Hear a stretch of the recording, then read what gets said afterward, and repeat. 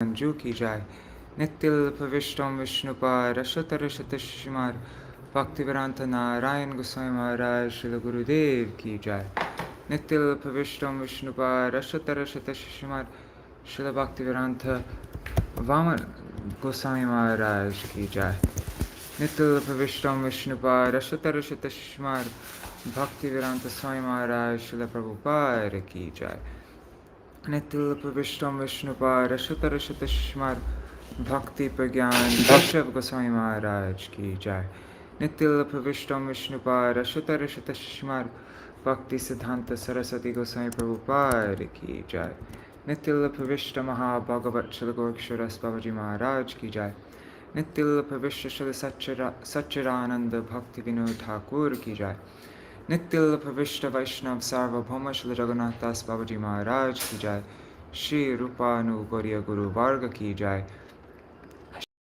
Nathan Bhatt Raghunath Shri जीव गोपाल भट्टदास रघुनाथ शारद गोसाई प्रभु की जाय। श्री स्वरूप दामोदर राय रामानंदारी श्री गौर पार्षद वृंद की जाय। नाम अक्षय श्री हरिदास ठाकुर की जाय। प्रेम से कहो श्री कृष्ण चैतन्य प्रभु नित्यानंद श्री अद्वैत गदाधर शिवासरी गौर भक्त वृंद की जाय। श्री क्षेत्र मंडल गौर मंडल ब्रजमंडल मथुरा वृंदावन धाम की जाय। सर्व अविष्ट प्रदत्त गिरिराज महाराज की जाय। श्री राधा कुंद श्याम कुंद की जाय। श्री यमुना देवी गंगा देवी की जाय। श्री तुलसी महारानी वृंद देवी की जाय। श्री भक्ति देवी की जाय। श्री पूर्णमासी योग माया की जाय। श्री गोपेश्वर महादेव की जाय। श्री हरि नाम संकीर्तन की जाय। अनंत कोटि वैष्णव वृंद की जाय। ग्रंथराज श्रीमद् भागवतम की जाय। श्री उद्धव-गीता की जाय। श्री विश्वनाथ चक्रवर्ती ठाकुर की जाय। सरार्थ-दार्शिनी वृत्ति की जाय। श्री भक्तिसिद्धांत सरस्वती प्रभुपाद की जाय। गौड़ीय भाष्य की जाय। श्री अनंत कोटि वैष्णव वृंद की जाय। श्री निताय गौर प्रेमानंदे हरि हरि बोल। Let me just check, is anything okay? Right. Om Jnanatimirandasya Jnananjana-shalakaya Chakshurunmilitam Yena Tasmai Shri Guruve Namaha.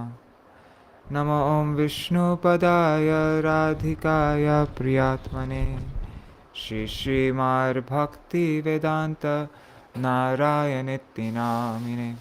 Namo Om Vishnupadaya Krishna Prishtaya Bhutale Srimate Bhakti Vedanta Swaminiti Namine. Vanchakalpatarubhyascha Kripa Sindhubhya eva cha Patitanam Pavanebhyo Vaishnavebhyo Namo Namaha. Namo Mahavadanyaya Krishna Prema Pradayate Krishnaya Krishna Chaitanya Namne Gauratvishe Namaha. Guruve Gaurachandraya Radhikaya Tadalaye Krishnaya Krishna Bhaktaya Tarbhaktaya Namo Namaha. Yang pravrjantamanupeta krityam dvaipayano virahakatara ajuhava putreti tanmayataya taravobhinedus tang sarvabhuta hridayam munimanatosmi Narayanam namaskritya narang chaiva narottamam devim saraswati vyasam tato jayamudiraye Shrinvatang svakatha Krishna punya shravana kirtana Hridantasto yabhadrani vidhunoti suhritsatam Nashta prayeshvabhadreshu nityang bhagavata sevaya Bhagavati uttama shloke bhaktir bhavati naishtaki Tavaivasmi na jivami tvaya vina Iti vigyaya radhe tvam nayamang charanantikam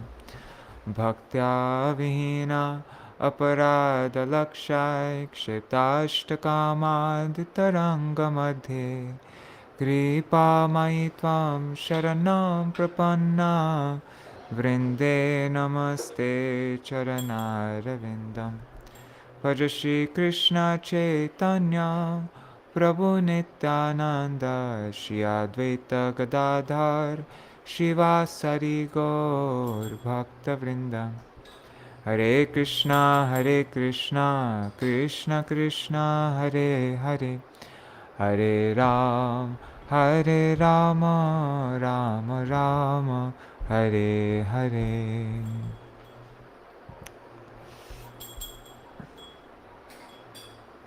Hari Bol, everybody.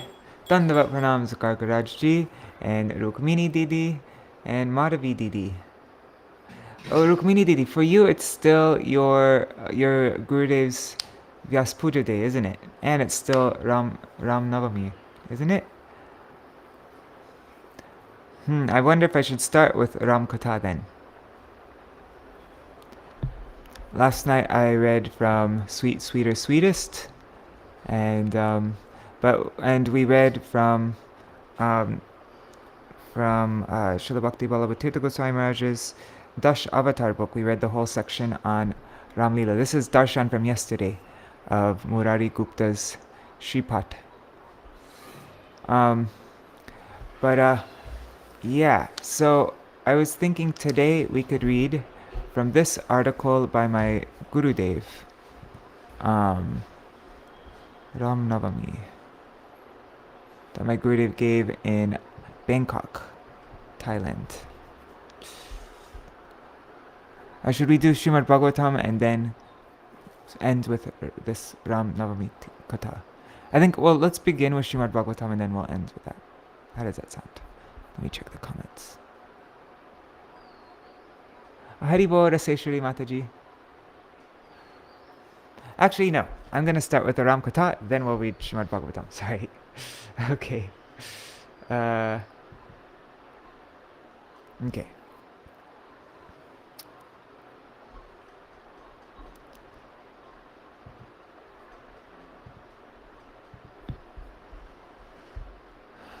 Okay, this year,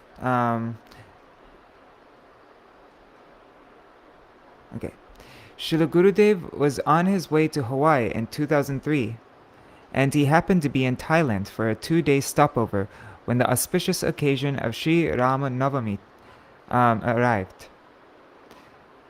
When Sri Ram-Navami Tithi arrived, a small group of devotees had gathered in the condominium where Srila Maharaj was hosted by Ashutosh Das and his Russian devotees. Then my Śrīla Gurudeva summarized the Ramayana for them, and a transcription of that talk is presented herein. Do you know the history of Ramayana? Maharaj Dasharatha had 360 queens, but no sons. One day he went hunting, and in the evening he met a friend of his who was also a king. That king had a very beautiful daughter named Kaikeyi, and he engaged her in serving Maharaj Dasharatha, who was very pleased with both her services and beauty. Maharaj Dasharatha requested his friend, "Please give me your daughter in marriage." The king replied, "My daughter is very precious to me. Only if you promise that the son born from her womb will become king after you, only then will I give her to you in marriage." Maharaj Dasharatha began to laugh and said, "I have so many queens but no sons. Therefore, I would be very happy if the son born by her becomes the next king." The king then arranged for their marriage, after which they returned to Ayodhya. Many years passed, and still no son was born from any queen. The sage Vasishtha told Maharaj Dasharatha, "There is no son in your dynasty. However, if you perform a sacrifice called the Putreshti Yagya, a son may come." A fire sacrifice for begetting a son was then performed by a very great sage named Shringi Rishi. Agni-dev, the demigod of fire, soon appeared from that fire with some very delicious sweet rice in his hand. He told the king, "If you give this to any of your principal queens, she will at once become pregnant and soon have a son." King Dasharatha became very happy and gave half of the sweet rice to Kaushalya and the other half to Kaikeyi. The two queens saw that Sumitra had nothing, so they each divided their parts in half and then gave that half to Sumitra. Kaikeyi, Kaushalya, and Sumitra thus gave birth to 4 beautiful sons: Ram, Lakshman, Bharat, and Shatrughna.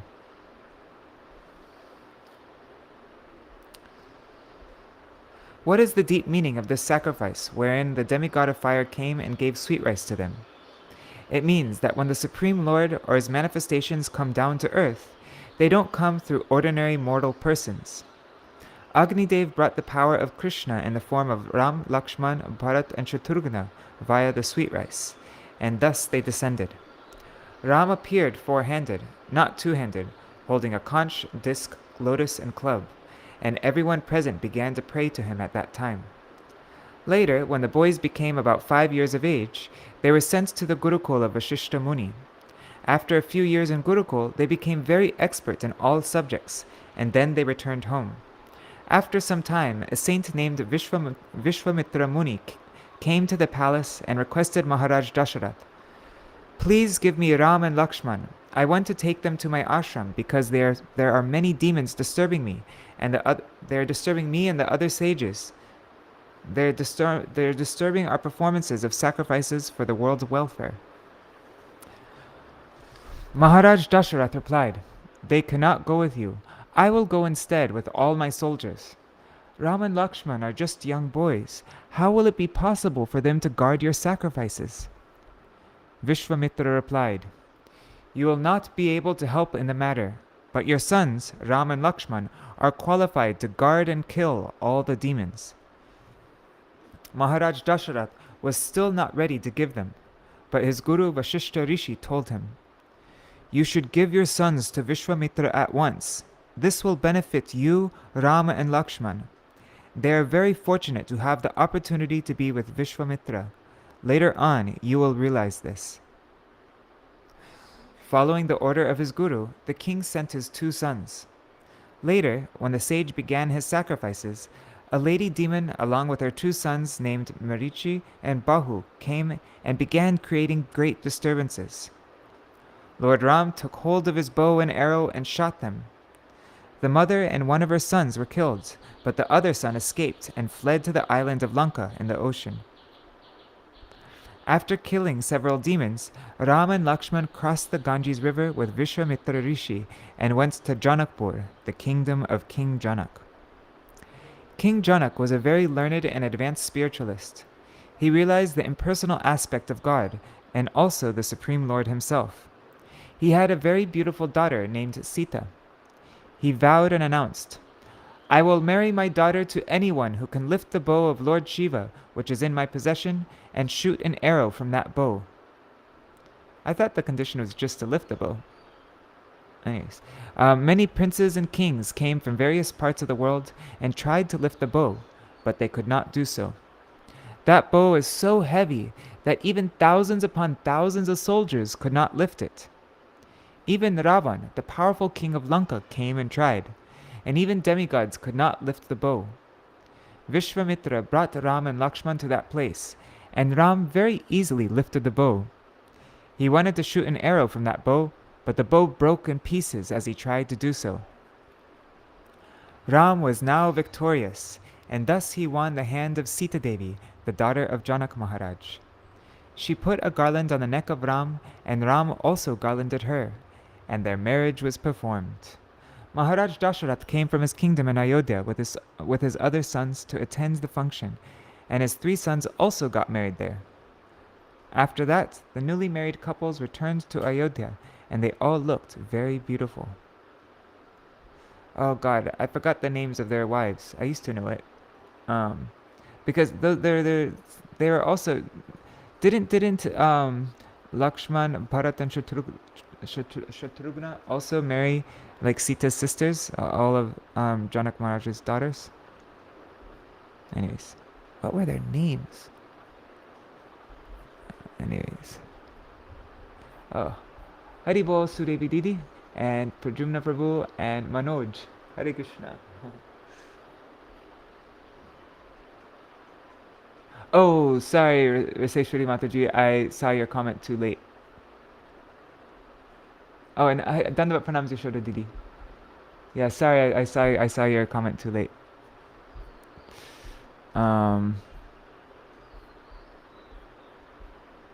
I thought to start with reading Navami, Ram Navami Titi Katha because it's still Ram Nomi for you. Maharaj Dasharatha had long before given 2 boons to his wife, Kaikeyi, and she said that at that time she would ask for them at a later date. Now, after it was announced that Ram would be crowned as the next king, by the will of God she ordered, "My son Bharat should be the king, and Ramchandra should be sent to the forest in exile." Hearing this, Maharaj Dasharatha became very afflicted by the anticipated separation, and soon after Ram's departure from the palace, he left the world. Now in exile, Ram, Lakshman, and Sita went to Chitrakoot and other places. Shatrughna and Bharat had not been present in Ayodhya at the time of the exile. They were at their maternal uncle's house. When they returned to Ayodhya and found out what had happened, they went to Chitrakoot, and Bharat told Ram, "Please return home. I will not be king. I am your younger brother." All the inhabitants of Ayodhya had also gone there to appeal to Ram to return, but he refused. He said that he wanted to follow his father's orders. Bharat replied, "Then please give me your sandals. They will act as your representative. You will be the king, and until your return, I will be like a minister and manage everything for you." Wow, this is really summarized. Because the two special kathas that my Gurudeva would give that he would give a full class on was one was about Kaikeyi, how Ram had requested her when he was just a toddler, that he wanted that he said, I have one thing that I want to ask, anyways, he had a request for her that when he grew older, that she would banish him to the forest for 14 years and make Bharat the king. And so really the hidden hero of the entire Ramayana is Kaikeyi. Just, she had more love for Ram than most anybody else because she accepted becoming the most hated person in Ramayana and to fulfill the order of Ram. And then my Gurudeva would also give a whole class just on this story at Chitrakoot, and explaining what is real love. But anyways, I gotta continue because we need to get to Srimad Bhagavatam. Okay. Lord Ramachandra, Lakshman, and Sita then traveled to Dandakaranya forest. Ravan later went there and kidnapped Sita Devi. Ram became maddened in separation from her, calling out, "Where are you? Where are you?" Ravan took her to Lanka, to a very secret place, and practically nobody knew where he had taken her. Ram then made a friendship with the monkeys headed by Sugriv. Sugriv assured him, "I will discover Sita Devi's whereabouts." He sent his messenger Hanuman to find her. Hanuman went to Lanka by jumping over the ocean about 100 miles. He discovered Sita and returned to Ram with the news. All the monkey soldiers then came to the ocean, but they did not know how to cross it. The presiding deity of the ocean told Ram, "In your army there are 2 monkeys, Nil and Nal, who know how to build bridges." These monkeys were very expert. They wrote Ram's names on the innumerable stones, mountains, and trees and threw them in the ocean. This is such a brief summary. A very long bridge was soon constructed without pillars, and that bridge can still be seen today. It is still seen about 1 million years later, though it is lying under the water. It has been discovered by American scientists. An article about this has been written by Sripad Madhav Maharaj in the Raise the Harmonious magazine. By the order of Ram, the monkeys led by Nal and Nil made a bridge to Sri Lanka. They brought mountains and large stones. They wrote Ram's name on them, threw them in the water, and the stones floated. When half of the bridge was completed, Ram began to think, "What a powerful name this is! The monkeys are writing my name on the stones and throwing them in the water, and the stones are floating. I will also take a stone and throw it in the water, and I will see if it floats or sinks." Hanuman began searching for Sri Ram. Finally, he saw him from a distance and thought, "Ram is hiding in a grove." He then went there and asked, "Why are you here?" Ram replied, "I took a stone and threw it in the ocean, but it sank. When the monkeys write Ram Ram on these stones and throw them in the water, they float. Why is that?" Hanuman said, "There is a secret. The monkeys utter your name and then the stones float. But whose name will you call? What was used in the service of the Lord floated, and what the Lord threw away become dead weight or useless. The holy name is more powerful than Lord Ram or Lord Krishna himself. There is a kirtan. Hari se bara Hari ka nam, Prabhu se bara Prabhu ka nam, antame nikala ye parinam, Hari se bara Hari ka nam. And then it goes through this story here also. What was the... Anyways, I forgot it. The holy name... Oh, sorry. So, chanting of the name will do everything. Nothing else can save you. If you want to be happy in your life, chant Hare Krishna, Krishna Krishna, Hare Hare, Hare Rama, Rama Rama, Hare Hare. This is more powerful than Ram. Ram is very powerful, but these names are more powerful. Lord Ram then crossed the ocean with his monkey army and killed all the demons under Ravan's leadership. He only spared Vibhishan because Vibhishan was a devotee and favorable to Ram. Ravan and all his sons were killed. When Sita was presented to Ram, he said, I will not take Sita with me. I am a Kshatriya king. I did not come here to take Sita back. I came to destroy all of Lanka because Ravan kidnapped her. But because she was in the house of Ravan, I cannot accept her. He ordered Lakshman to build a fire in order to test her chastity. Sita prayed, O Agnidev, O demigod of fire, I will enter the fire, and if I am pure, I will not be burned. She entered the fire, and Agnidev came out with her and said, She is pure. The air god, the demigod of air, then appeared and said, I am everywhere. I know Sita is pure. Ram then took Sita and returned to Ayodhya with his new associates like Vibhishan and Hanuman, and he was given the kingdom on that day, Ram Navami. Wow, so Ram Navami is also the day that he was given the kingdom, which happened to be the day he was exiled and also happened to be the same day as the anniversary of his birth. The residents of Ayodhya performed an Abhishek ceremony to install him as king. Sita had a desire to see the rishis and maharshis to give her merciful darshan. In the meantime, some of the inhabitants of Ayodhya began to say that although she was not pure, Ram still took her back. They concluded, this is a very bad thing. Ram then sent Sita into exile, although she was pregnant at that time. She went to the ashram of Valmiki, where she gave birth to 2 sons named Love and Kush. Her sons were very strong and powerful. Valmiki was very expert in archery, and under his tutelage, the boys became even more experts than Sri Ram. Valmiki also trains them in singing the Ramayana, which he had written in his mystic trance before the pastimes of Ram were manifest in this world. In the meantime, Ram was very distressed in separation from Sita. He was always lamenting, and there was no one to console him. Like Sita, he ate only fruits and did not sleep on a bed. Sri Ram told Viśvanātha Muni, I want to perform an Ashvamedha Yagya, a horse sacrifice.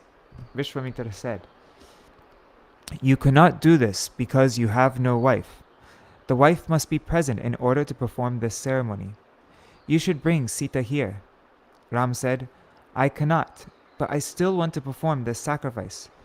Viśvanātha said, Then you should marry another lady. Ram replied, I cannot do this. Sita will be my only queen. A golden statue of Sita was then made and installed, seated on Ram's left, and Ram began to perform the sacrifice. In the morning, he arranged for the performance of the fire sacrifice, and at midday there was Harikatha and recitation of the scriptures like the Puranas. In the meantime, Valmiki told Love and Kush, You should sing my Valmiki Ramayana there. The boys were about 9 or 10 years old, very beautiful and strong, and, as previously mentioned, expert at archery. It has been told that they defeated Hanuman and many other powerful personalities in archery, and even Ram once came and they defeated him. The boys knew that Ram was a king, and they knew that his wife was Sita, but they did not know that Sita was their mother. They only knew of her as Vanadevi. When they arrived at the sacrifice, they began to sing in such a sweet and melodious way that everyone present in the assembly was attracted. All began to weep by hearing that Ramayana. Ram told Lakshman to find out the name of their father and to give them nice gifts of cloth and golden ornaments. Lakshman told him, Maharaj Ram wants to know the name of your father and mother. Lavankush replied, We cannot tell. You are supposed to be learned. You know that brahmacharis do not tell the name of their mother and father. They should only tell the name of their guru. Valmiki is our guru. Lakshman became very ashamed and said, I want to present to you these gifts from Ram. They said, What will we do with these? Please keep them. In the ashram we eat fruits and wear the bark of trees made into cloth. Return these and tell Ram that we do not want them. This made Ram still more impressed. Ram later came to know that Sita was in the ashram of Valmiki and the boys were his sons. He called Valmiki and said, It seems that they are my sons, and that my wife Sita is there with you. Please bring her. I want to accept her again. The demigods confirmed it in Lanka, and my father also confirmed it. But she will also personally have to give some evidence that she is pure. Sita came the next day with her 2 sons. All were weeping and lamenting for Sita when they saw her, and they were discussing amongst themselves that Lava and Kush were the sons of Ram. They said, The boys are just as beautiful as Ram. The only difference between them and their father is that they are younger. Ram told Sita, I know that you are pure. I realized it in Lanka, but I want you to give personal evidence that you are pure. Sita said, Still you want evidence? All right, I will quickly give you evidence. She prayed to Mother Earth, I have come from your womb. Please open up and take me on your lap. If I have not touched anyone in this world by mind except for Ram, then come and take me. After she said this 3 times, the earth at once divided, a beautiful golden throne came out, and upon that throne was Prithvi Devi, Mother Earth. She took Sita on her lap, and they both went back into the ground. Weeping loudly, Ram called out, "O Sita, where are you? I cannot survive without you." He took out his bow and arrow and said to Mother Earth, "You are the mother of Sita, and you are also my mother. But if you do not return my wife, I will shoot and destroy you." Valmiki told Ram, "I have written up to this point and not after that. Sita has gone to your abode. Go there and see that she is waiting for you. This is only your pastime. The entire world will hear it, weep, and remember it. Now the time has come. Please go at once, taking all those with whom you came. They all went to the riverbank, took bath, and all assumed 4-armed Vishnu forms. All the inhabitants went to Ayodhya with the 4 brothers in the realm beyond this world." Okay, so that was like a 25-minute summary of the entire Ramayana by my Śrīla Gurudeva. And now we will move on to the 11th canto, the 24 Gurus.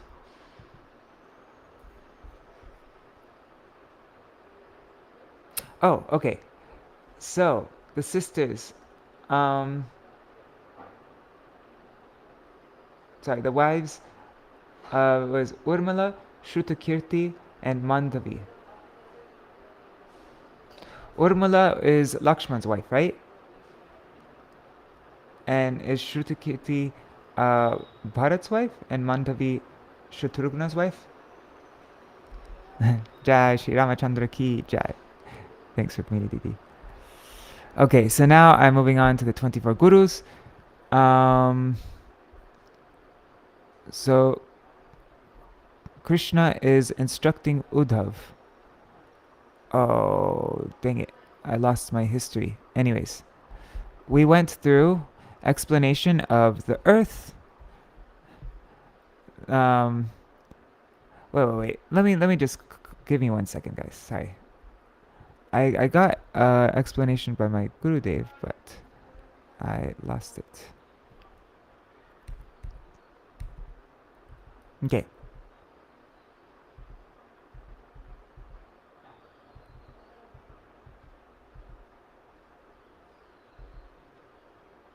Okay, so Krishna went all over India, but all over to so many different places. Not just he went even to the heavenly planets and down to Patalok. He went everywhere, except he did not go to Badarikashram.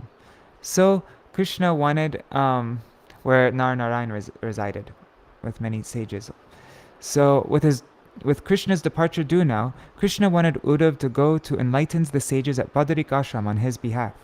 Krishna considered Uddhava as good as his own self and thus imparted confidential teachings called the Uddhava-gīta to him. This Uddhava-gīta forms the longest philosophical story.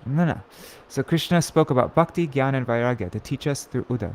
So first, Krishna spoke to Uddhava about having equal vision, about becoming one's own guru, and then the process of disentanglement,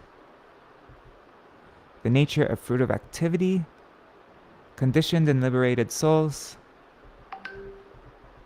the true bhakta and the best bhakti, the power of devotee association, and the role of knowledge, the role of yoga,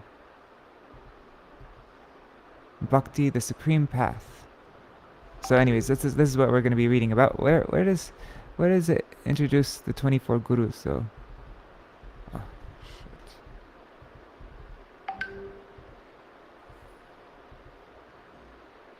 okay. So hearing about the renounced spirit suggested by Krishna, Uddhava asked, how to cultivate such detached vision, since renunciation is difficult for ordinary people who are attached to sense enjoyment?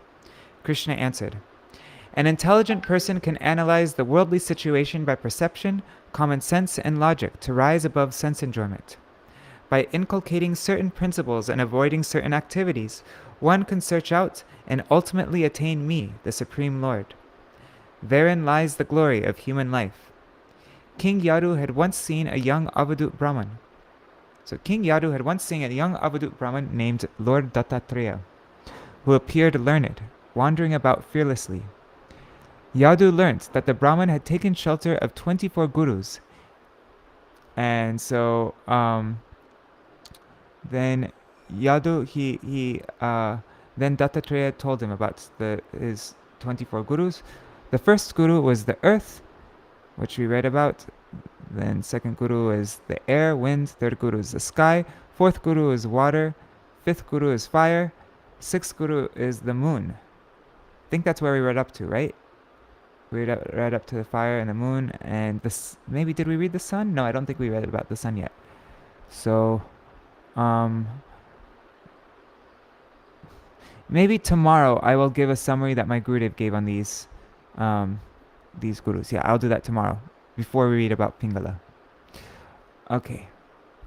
So let's go back here. Uddhava-gīta.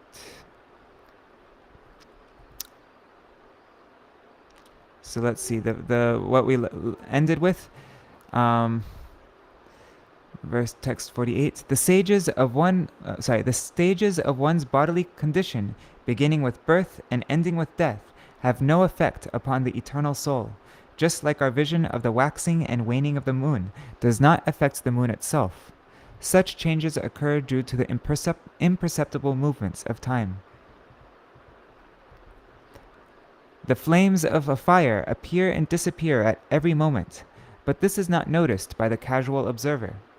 Similarly, the waves of time flow without stop, like the currents of a mighty river, and they imperceptibly cause the birth and death of the countless bodies of the living entities. And yet, the soul, who is thus forced to change his position again and again, cannot perceive how time is working. Okay, so that's what we read up to yesterday, and as I mentioned, I'll go through all of these again tomorrow. My Gurudev's explanation of all these. Gunar gunan upadatte yatha kalam vimunchati nateshu yujyate yogi gobhirga iva gopati. Just as the sun evaporates a large quantity of water and then sends it back to the earth in the form of rain, so a saintly devotee accepts whatever is offered to him, and when a suitable person approaches him to beg for something, he gives such things up. Thus, both by accepting and renouncing the objects of the senses, a devotee is not entangled. Sārārtha-darśinī, commentary by Śrīla Viśvanātha Cakravartī Ṭhākura.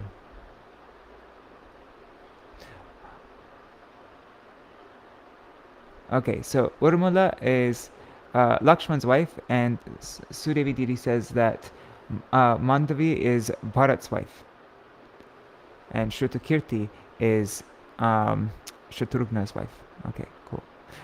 Dandavat pranams Champak Didi. So Sārārtha-darśinī commentary by Śrīla Viśvanātha Cakravartī Ṭhākura. This verse and the next verse describe the lesson to be learned from the sun. The sun evaporates water and then distributes it in the form of rain. In the same way, self-realized souls accept the sense objects by means of their senses. Later on, if someone approaches them and asks for those objects, they give them away. The self-realized souls are not attached to anything. They do not think in terms of, I have gotten something, or I have donated something. Gauḍīya Bhāṣya commentary by Srila Bhaktisiddhānta Sarasvatī Prabhupāda. Just as the sun evaporates water by its powerful rays, saintly persons accept all kinds of material enjoyment, but without attachment. Just as the sun does not take away the water from the earth, but ultimately gives it back in the form of rain, the devotees of the Supreme Lord accept material enjoyment, but they do not become polluted by such actions.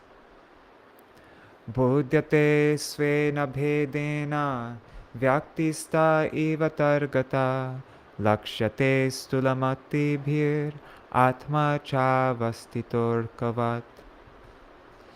Even though it is reflected in various objects, the sun is never divided, nor does it have anything to do with its reflection. Only dull-headed persons would consider the sun in this way. Similarly, although the soul is reflected through innumerable material bodies, it remains undivided and non-material. Sārārtha-darśinī. The sun may be reflected off various surfaces and thus appear in a variety of ways. But we know that the sun itself is far beyond such manifestations and has nothing to do with them. In the same way, the spirit souls are reflected through their material bodies, which exhibit myriad designations, such as white, black, male, female, young, and old. The soul's eternal constitutional position is something far beyond these temporary manifestations, however, and has nothing to do with them. Gauḍīya Bhāṣya commentary by. When the sun is reflected in many mirrors, it gives one the impression that there are many suns. Similarly, the illusory energy, Maya, creates the impression that the conditioned souls have no resolute desire to serve the Supreme Lord. All living entities are eternal servants of the Supreme Lord. They have no other duty or destination than service to the Supreme Lord. But foolish people give up the service of the Supreme Lord under the control of false ego and become busy for their own sense gratification. This is their foolishness.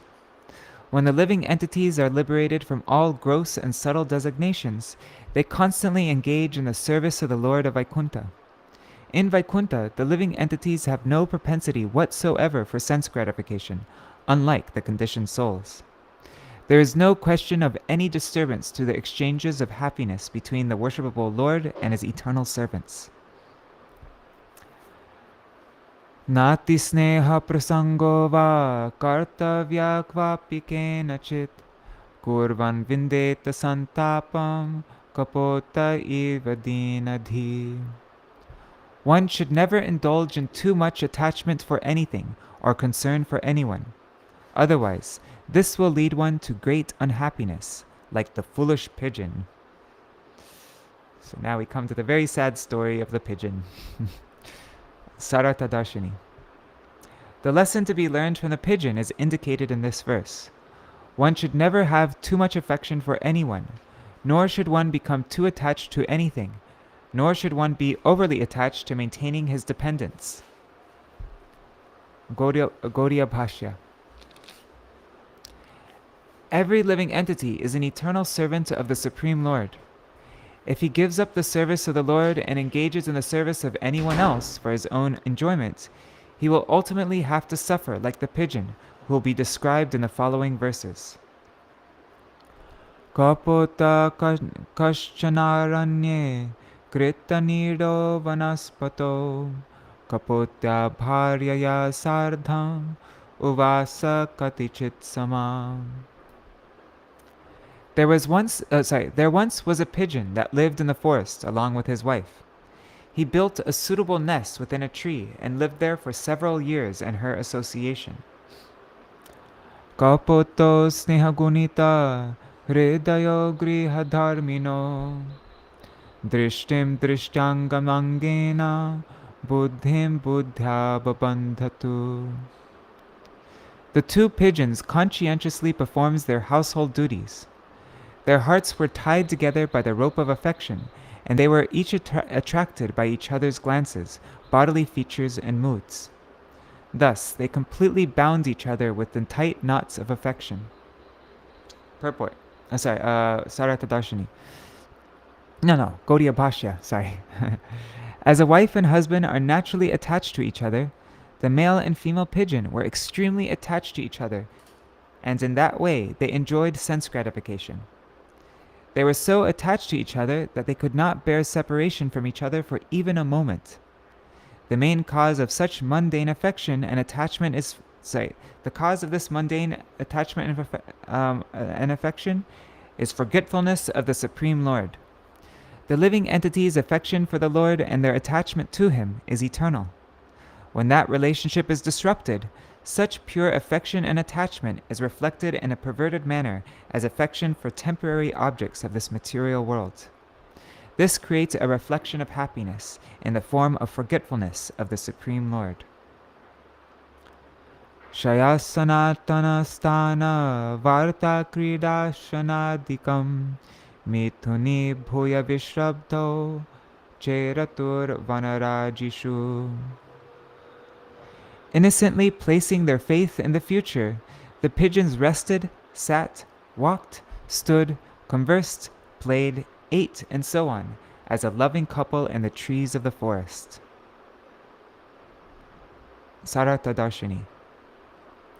As soon as the conditioned soul forgets the Supreme Lord, he begins to act in a different way, and because of his enjoying propensity, he engages in activities such as sleeping, sitting, traveling, gossiping, playing, eating, simply for his personal sense gratification. However, these same activities are engaged in by the liberated servants of the Lord for His pleasure. Liberated devotees have no other business than serving the Supreme Lord. All their activities, such as sleeping, traveling, and speaking, are performed with the aim of satisfying the Supreme Lord. The fallen condition of the living entities is due to their making a distinction between themselves and the Supreme Lord, who is eternal, full of knowledge and bliss. Yang vanchanti sarajan tarpayantyānukampita tang tam samanyat kamam krichrenapyajitendriya. O King, whenever the she-pigeon desired something, she would flatteringly cajole her husband with affectionate glances and conversation, and the he-pigeon, whose senses were not controlled, would provide everything she wanted, even with great personal difficulty.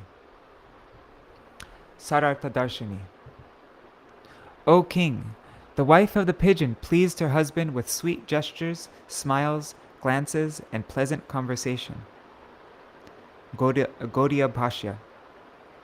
Materialistic persons who, instead of accepting the Supreme Lord as the only master of their senses, think themselves to be equal to Hrishikesh and engage in various activities in this world with a desire to gratify their senses and accumulate wealth.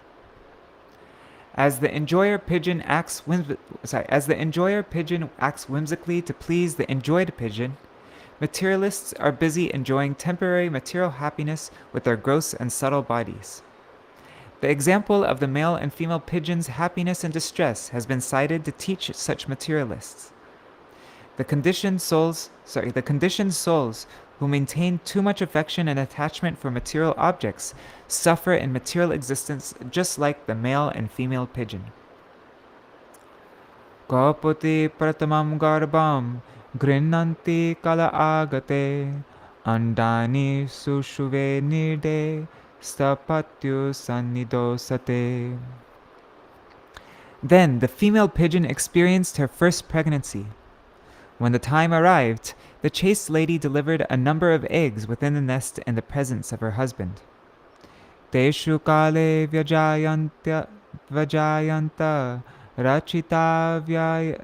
rachitavayavahare shaktibhir duvibhavyabhi komalanga tanuruha. When the time was ripe, baby pigeons with tender limbs and feathers created by the inconceivable potencies of Sri Hari were born from those eggs. Sārārtha-darśinī. The she pigeon gave birth in due course of time. Gauḍīya Bhāṣya. When the conditioned souls become averse to the Supreme Lord, then the Supreme Lord spreads the network of illusion in all their activities to increase their aversion to his service. Those who do not display an inclination for the service of the Supreme Lord are awarded suitable mentalities according to their desires and activities. In this way, they pose themselves as enjoyers and become busy in trying to enjoy this material world. Prajapupushatu prito dampati putravatsalo shrinvato kujitam tasam nirvrito kalabhashitai.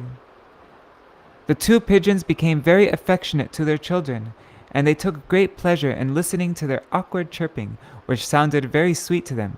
Thus, with love and affection, they began to raise the little birds who were born of them. Sorry guys, just give me 1 second. I need to, somebody's at the door to give Charnamrita and Chandrasekhar's not here. So, I'll be right back.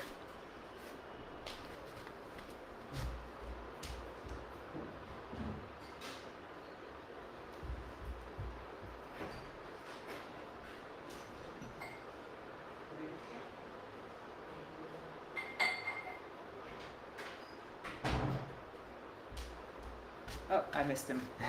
Anyhow, missed the Charnamrita delivery service. Okay, Haribo, Rukmini Didi. Okay. Alright, so what was I saying? The two pigeons became very affectionate to their children, and they took great pleasure in listening to their awkward chirping, which sounded very sweet to them. Thus, with love and affection, they began to raise the little birds who were born of them. Gauḍīya Bhāṣya. The conditioned souls who are averse to the service of Krishna experience great pleasure by hearing the sweet words of their children, which are the fruit of their aversion to the service of the Lord. But because that pleasure is not eternal, that very pleasure will one day become the cause of their distress.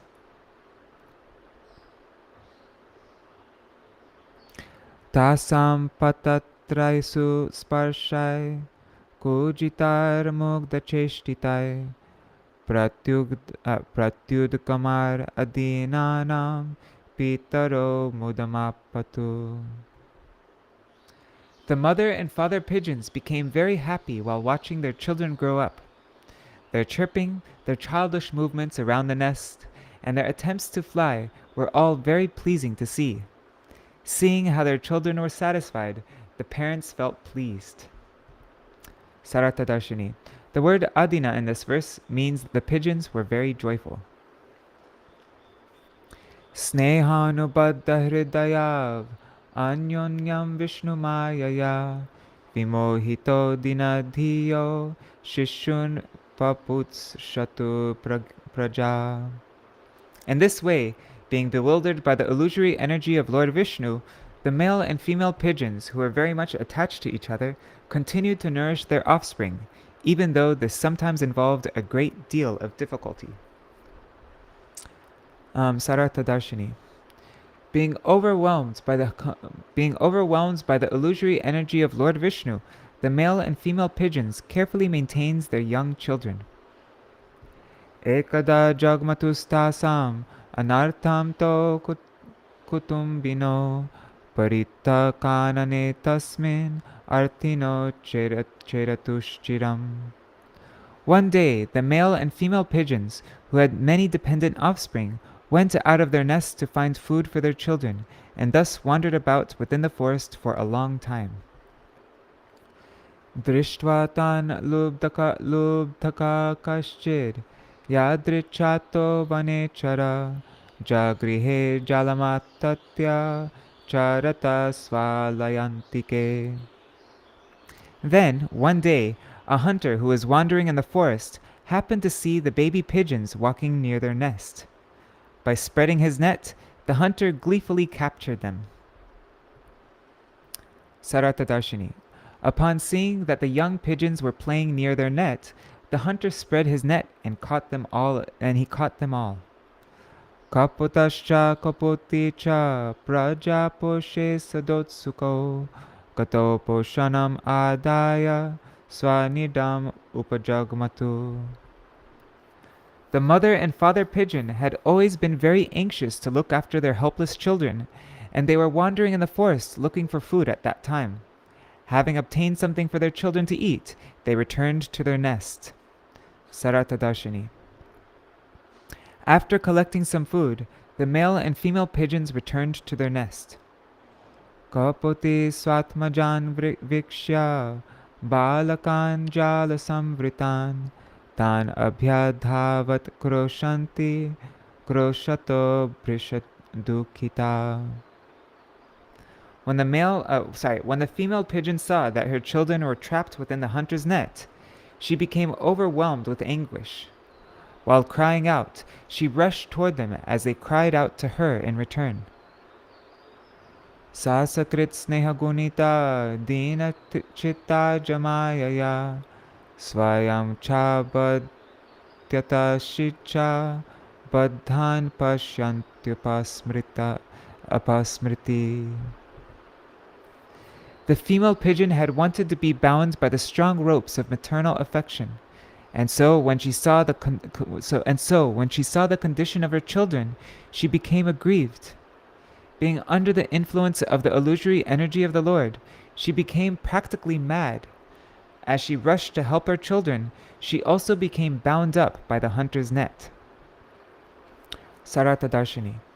When the mother pigeon saw her children trapped within the net, she became so overwhelmed with lamentation that she was also captured by the hunter. Kapota swatmajan baddhan atmanopyadikam priyan bharyam chatma samam dino vilalapati dukkita. When the father pigeon saw his children, who he considered to be more dear than his very life, along with his wife, who he considered to be as equal to himself, when he saw them all fatally bound in the hunter's net, he became terribly distressed and began to lament most pathetically. Commentary. Sārārtha-darśinī. The usage of the word cha in this verse indicates that he began to lament for both his wife and children. Aho me pashyatapayam alpa punyasya durmate atriptasya kritarthasya grihastrai vargiko hata. The male pigeon said, "Alas, my life has been destroyed. What a fool I was, for I never performed any pious activities. I neglected my own self-interest and thus failed to fulfill the purpose of life. My family, which was the basis of my acts of religiosity, economic development, and sense gratification, is now vanquished." Anurupanukulacha yasya me pati devata shunye grihe mam santyajya putrai swar yati sadhubhi. My wife and I were a loving couple. She faithfully served me as if I were her worshipable deity. Now she has left me alone and has gone to reside in the heavenly planets with our children. Soham shunye grihe dino mrittadaro mrita praja jiji vishe kimartam va vidhuro dukkha jivita. One second.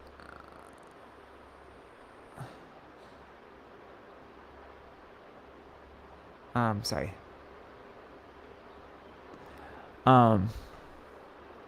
I am a wretched person living alone in misery. My wife and children are dead. Why should I continue to live? My heart is so aggrieved on account of separation from my family that my life is nothing more than suffering. Tangstataiva vritam shigbir mrityu grastan vicheshtata swayam cha kripanak shikshu pashyan apya buddho patat. As the foolish pigeon gazed upon his poor children trapped in the net, on the verge of death, struggling hopelessly to free themselves, he lost all good sense and also fell into the hunter's net. Sārārtha-darśinī. Even after seeing that his children were entrapped within the net and were vainly struggling to get free, the male pigeon also fell into the trap. Tam labdva lubdaka krura kapotam grihamedhinam kapotakan kapotim cha Siddhartha prayayo griham. After the cruel and greedy hunter had captured the attached male and female pigeons and their children, he happily returned home.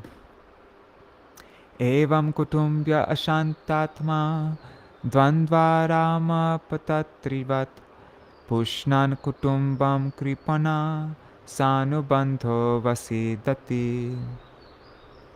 One who is too attached to family life becomes overburdened with grief and anxiety, like the pigeon. Like the pigeon, his only hope is to find some tiny pleasure in sexual affairs.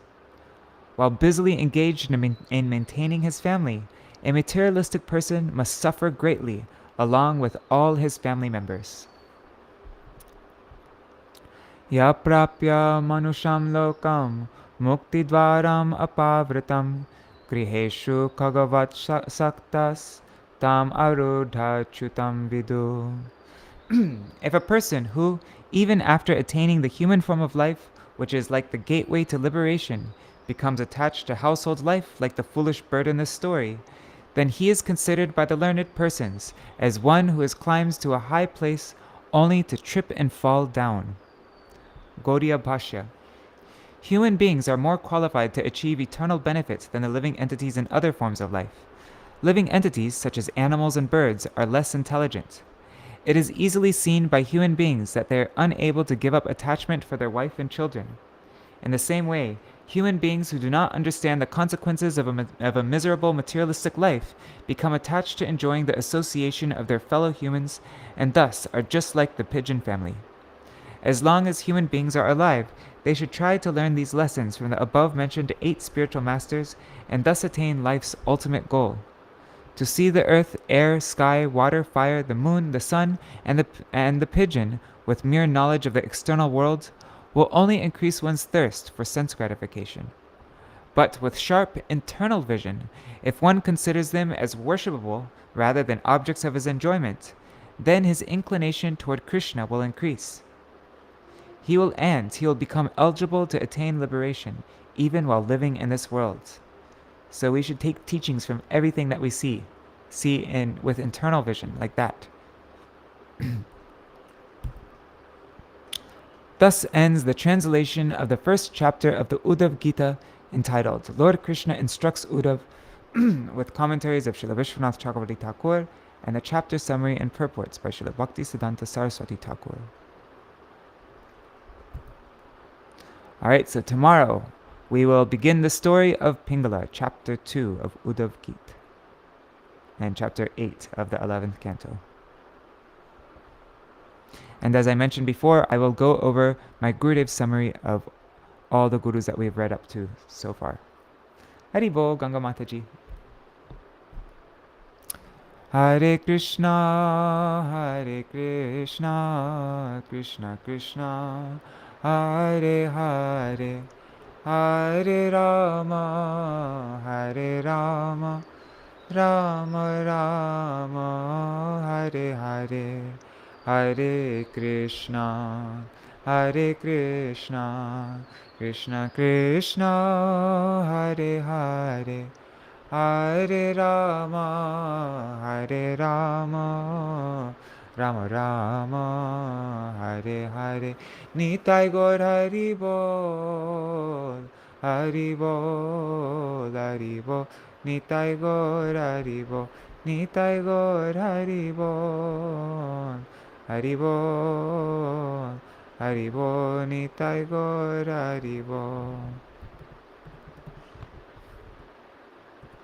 Jai Shri Guru Gauranga Gandhar Vikagiri Shri Radha Vinod Bihari Ju ki Jai.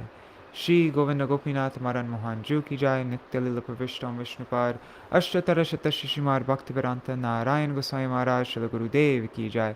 Nitya Lila Pravishtam Vishnupad Ashtatara Shata Shishimar Bhaktivedanta Vaman Gosvāmī Maharaj ki Jai. Nitya Lila Pravishtam Vishnupad Ashtatara Shata Shishimar Bhaktivedanta Swami Maharaj Śrīla Prabhupāda ki Jai. Nitya Pravishtam Vishnupad Ashtatara Shata Shishimar Bhakti Pragyan Keshav Gosvāmī Maharaj ki Jai. Nitya Pravishtam Vishnupad Ashtatara Shata Shishimar Śrīla Bhaktisiddhānta Sarasvatī Gosvāmī Prabhupāda ki Jai. Nitya Pravishta Maha Bhagavat Śrīla Gaurkishoras Babaji Maharaj ki Jai. Nitya Pravishta Śrīla Satchidananda Bhakti Vinod Ṭhākura ki Jai. Nitya Pravishta Vaishnav Sarvabhauma Śrīla Jagannath Das Babaji Maharaj ki Jai. Shri Rupanu Gauḍīya Guru Varga ki Jai. Shri Rupa Sanatan Bhatta Raghunath Shri Jiva Gopala Bhatta Dashagunath Sharda Gosvāmī Prabhu ki Jai. Shri Swarup Damodar Raya Ramanandari Shri Gaur Parshad Vrinda ki Jai. Namacharya Śrīla Haridas Ṭhākura ki Jai. Prem se kaho Shri Krishna Chaitanya Prabhu Nityananda Shri Advaita Gadadhar Shivasari Gaur Bhakta Vrinda ki Jai. Shri Kshetra Mandala Gaura Mandala Vraja Mandala Mathura Vrindavan Dham ki Jai. Sarva Abhishta Pradata Giriraj Maharaj ki Jai. Shri Radha Kunda Shama Kund ki Jai. Shri Yamuna Devi Ganga Devi ki Jai. Shri Tulsi Maharani Vrinda Devi ki Jai. Shri Bhakti Devi ki Jai. Shri Purnamasi Yogamaya ki Jai. Shri Gopeshwar Mahadev ki Jai. Shri Harinam Sankirtan ki Jai. Ananta Koti Vaishnava Vrinda ki Jai. Grantaraj Srimad Bhagavatam ki Jai. Shri Uddhava-gīta ki Jai. Sārārtha-darśinī vritti ki Jai. Gauḍīya Bhaṣya ki Jai. Shri Nitai Gaur Premanande Hari Hari Bo. Om Vrindai Tulsi Devai Priyai Keshavashachar Krishna Bhakti Pradadevi Sattvatai Namo Namaha. Vancha Kalpatarubhyascha Kripa Sindhubhya Vacha Patitanam Pavanebhyo Vaishnavebhyo Namo Namaha. Dandavat pranams, everybody. So I'll see you all tomorrow to read the story of Pingala, the prostitute Pingala. Hi, thank you so much for joining me. Jai Shri Radhe. Hare Krishna.